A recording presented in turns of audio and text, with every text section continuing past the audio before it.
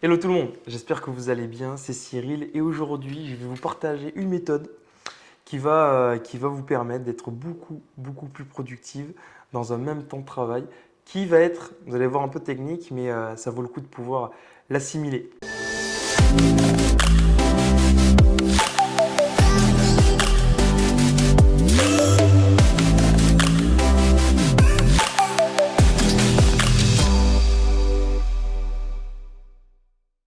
Donc aujourd'hui, je vais vous parler d'une méthode qui s'appelle le time blocking, ou en français la méthode bloc de temps. Utilisée, et je ne sais pas si c'est pas lui qui l'a créé d'ailleurs, beaucoup par Benjamin Franklin, qui est père fondateur des États-Unis, où en fait son idée finalement était de diviser sa journée en plusieurs blocs de temps. On va prendre une planification, hein. L'idée c'est pouvoir se servir donc de plusieurs tâches. Prends l'exemple d'une journée pour qu'elle soit beaucoup plus productive et fournir beaucoup plus de quantité de travail dans un même temps donné et avec finalement augmenter même la quantité de tâches. Donc au lieu de passer 9 heures au bureau pour faire réellement 5 heures effectives, hein, l'idée c'est de pouvoir passer 9 heures au bureau et passer 7 à 8 heures effectives sur des tâches qui vont être données ou des notions de productivité. Déjà pour préparer à cette méthode, il faut savoir que quand on attaque un bloc, il faut travailler comme si notre vie en dépendait finalement. On s'acharne sans que ce soit, sans être dans une capacité où on va être diverti. Donc un bloc, un moment de travail, une tâche précise dans laquelle on doit rester focus, tout dépend de cette tâche-là. La définition en fait, elle a tout son sens car on pouvait confondre le time blocking avec la to-do list. Je pense que ça vous parle, hein. La to-do list, c'est une liste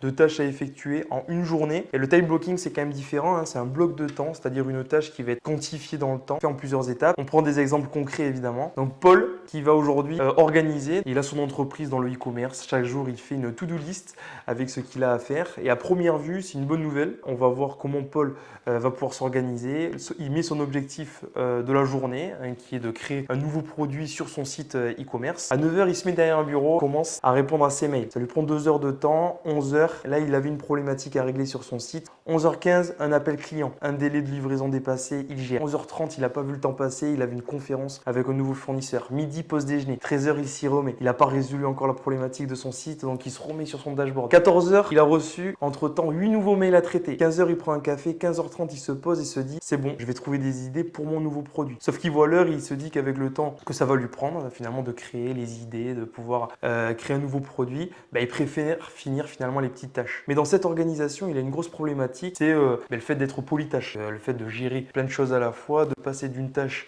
à une autre sans finir la première. Et c'est là que le time blocking rentre en jeu pour justement pallier cette problématique parce que finalement, Paul se perd et est rapidement diverti. Première étape, c'est le task batching. Oui, on va voir qu'il y a beaucoup d'anglicisme, hein. C'est le fait de catégoriser les tâches en deux catégories bien distinctes, shallow work et une catégorie deep work. Donc je reprends exactement les termes des études de la méthode pour que vous puissiez derrière faire vos recherches à ce sujet si vous le souhaitez. Donc le shallow work, ce sont les tâches futiles. On n'a pas vraiment besoin d'avoir une grande concentration intellectuelle. Donc ça peut être par exemple traiter ses mails, maintenance du site internet, envoi de colis, hein, je prends l'exemple sur le même secteur que Paul. Ensuite, on a la catégorie deep work. Donc ça c'est par exemple l'écriture d'un script, donc d'un livre. Si on est étudiant, ça va être le fait de préparer un examen, etc. Moi, le fait d'écrire les vidéos YouTube. Donc ça, c'est des choses où ça va prendre beaucoup plus de temps intellectuellement. Donc dans la méthode, il explique qu'il est plus difficile de capter la totalité des cellules du cerveau nécessaires à la tâche en faisant 4 fois, admettons, le traitement de ses mails avec des interruptions, donc chaque fois plutôt que de 1 heure d'affilée. Et une fois la tâche terminée, ne plus jamais y revenir dessus